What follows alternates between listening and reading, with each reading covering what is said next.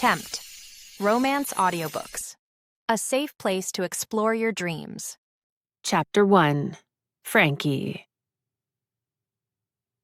Napa Valley. Gosh, it's good to be home. Gentle hills roll around me as I drink in the sights from the back seat of the town car. The distant rows of grapevines lush and green against a lemon drop and tangerine sky. The 3 years I've been gone have flown by, and now that I'm in the welcoming arms of my hometown, it seems almost impossible to believe I'd ever left. My time in Tuscany had been crucial to the future success of our family winery, and I'm glad that I went. I'd go again in a heartbeat. But now I'm ready to get my fill of my family and my home. Olivia and Charlotte have been texting nonstop since I landed in Oakland, asking for my ETA and sending endless celebratory and heart-shaped emojis. Though my sisters flew out to Italy to visit me a few years ago, I can't wait to see them again. Livy turned 18 while I was away, and Charlie had run off and eloped.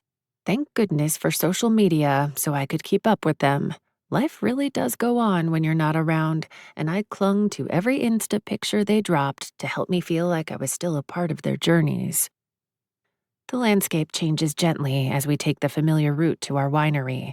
My face is close to the window, my breath fogging the glass. Napa is amazingly similar to Italy. The ordered rows of vines, the commanding vistas, even the architecture of some of the homes are similar. But there's something about Napa that's completely its own.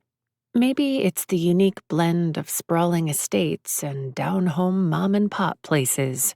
The flash of a red and yellow sign up ahead catches my eye, and I ask the driver to slow down. The Alvarez fruit stand has been here as long as I can remember, but as we approach, I find it's very different from when I left. "Can you pull over, please? I'll just be a few minutes. You can keep the meter running." "No need," the driver says with a smile. "I'm happy to take a break and get a bite to eat here. 20 minutes enough time for you?" "Yes, thank you." The car is barely stopped as I open my door and slip out. Beneath my feet, the hard-packed dirt is familiar, along with the sweet and earthy scent of fresh produce. The stand used to consist of a few tables inside an open-faced, three-walled shed. Now it's been replaced with a much larger enclosure, a pavilion with pink and orange bougainvillea trellising up the poles. I see heaps of fruits and vegetables on display, a cluster of picnic tables, even a gazebo off to the side. A pebble walkway invites guests to wander as they enjoy their treats, while overflowing pots of geraniums and fuchsia hang from tall shepherd's hooks around the property. My chest swells as I spot a familiar figure inside the stand. The woman turns as if she knows I'm here and calls to me before I can beat her to it. "Frankie Abbott, back from Italy." Dolores Alvarez comes toward me with open arms, wrapping me in her comforting embrace and giving me the kind of squeeze that used to crush the wind out of me when I was small. I always loved it, though. I still love it now. She was one of my childhood heroes. "Hi, Mrs. Alvarez." She holds me at arm's length and gives me a sly smile and a once-over. "Oh, Frankie, Tuscany suited you. Look at that tan skin and that sun-kissed blonde hair. So pretty, even more than usual."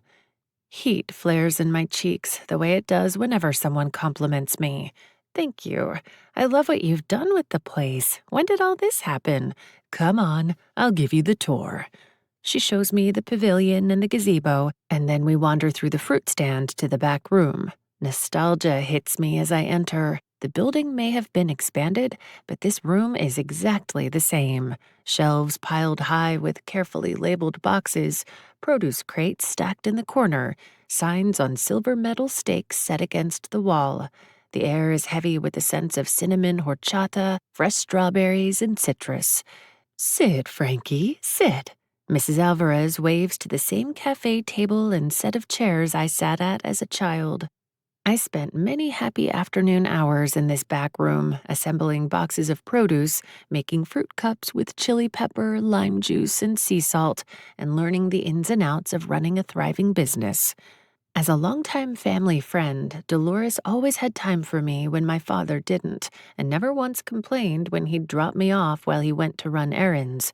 I loved the hustle and bustle of customers lining up to buy groceries or grab a homemade treat. I learned how to interact with customers, how to be charming and unafraid to interact with the public. The hard work and tight margins of running a family business didn't get past me either. I took it all to heart, and I have Dolores to thank for the businesswoman I am today. One who hopes it's not too late to turn my family's winery around. How about a snack? I'd love one, I say. My driver's waiting for me, though, so it has to be a quick one. Dolores moves to the work table and quickly scoops slices of cantaloupe, jicama, papaya, mango, and watermelon into plastic cups before spicing them with a generous dash of classic chili lime salt. Then she pours a steaming cup of dark roast for us both and joins me across the intimate round table. Cheers! She clinks her cup of fruit against mine. I pop a piece of cantaloupe into my mouth and moan at the blend of sweet and spicy. Talk about childhood memories. I have a mild out-of-body experience with the first few bites, then realize Dolores is rapidly catching me up on all the local news and gossip that I've missed. She's an expert summarizer and quickly rattles off 3 years' worth of happenings. I try to keep up as she explains in her signature animated hand gestures and whispered whodunit tone about the new babies, the hookups, the breakups, whose kids went off to college, divorces, marriages. How's Mama Alvarez? I ask. She's the matriarch of their family. Mrs. Alvarez grins. Retired and still kicking. She had a hip replacement last year, but she's as spry as ever. Glad to hear it, I say. Ooh, and you heard, I'm sure, that Enzo Bellanti died. My sister texted me about it shortly after the news went public. I nod. I heard. Mrs. Alvarez makes an exasperated sound and shakes her head. You know, he was the one who loaned us the money to build the pavilion, at a reasonable rate, too. He knew we'd repay him someday. A chill whispers over my skin, as if a cool breeze suddenly touched me. A lot of folks in Napa owe the Bellantis favors like that. She goes on, just like... Her voice trails off, and the chill washes over me again. Just like what? Dolores sets her cup down, looking guilty. I don't want to gossip about your family, Frankie, but it's no secret that your father owes a lot of people, both local and out of town. You haven't been home in so long, but do you know what's happening over there? Your father's missed deliveries around town, and the place is rarely open to visitors or tour groups anymore. The Abbott Winery's doors are all but closed. The papaya in my mouth might as well be a cold chunk of coal. I set down my fruit, take a careful swig of coffee, and paint on a smile. I know all about my father's financial shortcomings, thanks to my sisters and their frantic, sometimes daily messages over what's been going on. The recession hit us hard back in '08 when us kids were too little to understand what was going on, and my family has been struggling to get out of the red ever since. Now it seems that our father has given up. As for me, I think the Abbott Winery is simply going through a rebuilding stage. Going to Italy to learn how to grow and evolve a winery was just one tool in my repair kit to bail out the family business. I'd hoped to get a jump on things before gossip about our debts leaked, but it seems like I'm too late. Who else knows? Forcing another smile, I rise and smooth my hands down my thighs. Thank you so much, Mrs. Alvarez. I really need to get going, though. I can't wait to see my sisters. She envelops me in another generous hug, and I depart with the promise to be back soon. Once I'm back in the car, I instruct my dad's driver to continue on to the winery. Some of my joy at being home has diminished with the thought that my family's business has deteriorated to the point that it's becoming the whisper of the town. We finally turn onto the gravel road that cuts through the vineyards and leads to the house, and our property is both familiar and foreign to me. The vines are vibrant in their full summer growth, but they hang in overgrown clumps along their supports, untrimmed untended. My heart sinks as I spy bunches of grapes touching the ground here and there, left to lay and rot. My throat goes tight as we reach the main winery compound. It's the epicenter of our winery and should be bustling with visitors tasting our wines and socializing while tipsily nibbling from charcuterie boards and tapas plates. But it's empty, completely empty. Mrs. Alvarez warned me, but it's still a shock. I'd been so excited to see my sisters, but I pushed that aside now as desperation and disbelief pressurize inside my gut. I pay the driver, grab my bags, and rush up the stone path to the house. Some of the anxiety lessens as I notice how well the exterior of the house and grounds have been maintained. The lawn is tidy, flowers in full bloom. But when I swing open the door and step inside, I notice immediately that the tulip-laden Dutch Golden Age painting that my family cherished for generations isn't hanging in its coveted spot just inside the entry, where guests couldn't help but notice it. Now, an off-color square covers the wall where the framed artwork protected the paint from sunlight and aging over so many years. "Dad?" I call out, dropping my bags in the entry as I make my way through the house. The formal dining room to the left yawns emptily as I pass, the French dining room set that was gifted to my grandfather from a winemaker friend in Beaujolais who beautifully colored the wood with stain made from his own grapes, is gone. I skid to a stop and do a double take. My heart stutters as I rush to the living room. There, a cheap coffee table and chairs replace the rich leather ensemble that once comfortably filled the room.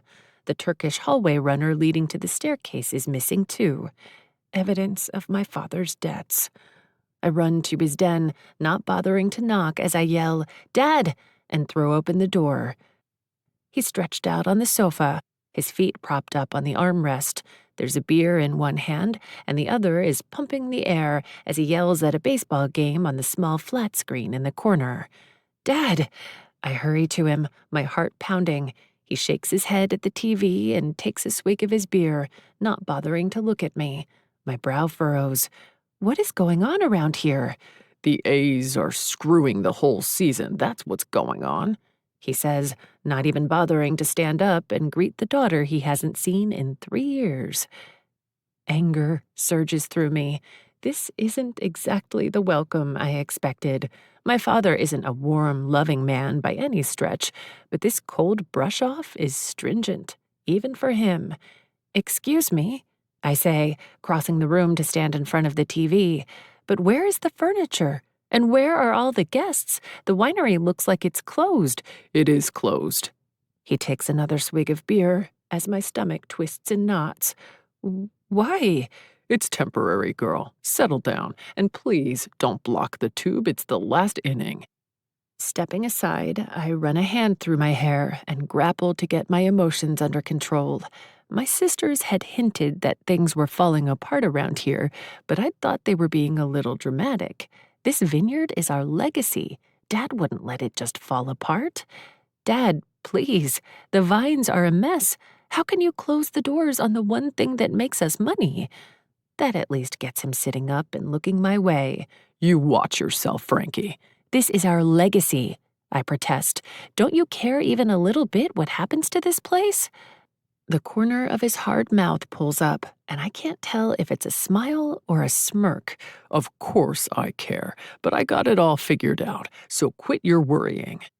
He turns his attention back to the game, and suddenly I feel a chill. "What do you mean, you got it all figured out?" I ask. Without even glancing over, he says, "I sold the vineyard to the Bellantis."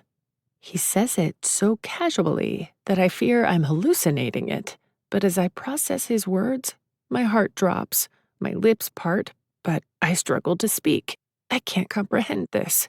"You can't do that to us. Why did I even go to Italy to learn if you're just going to sell the winery out from under us?" "Like I said, you can quit your worrying." He turns the volume up higher. "All that hard learning you did will be put to good use after all. You're part of the package." I'm struggling to keep up. What does that mean? "Contract's already signed. You're gonna marry the heir."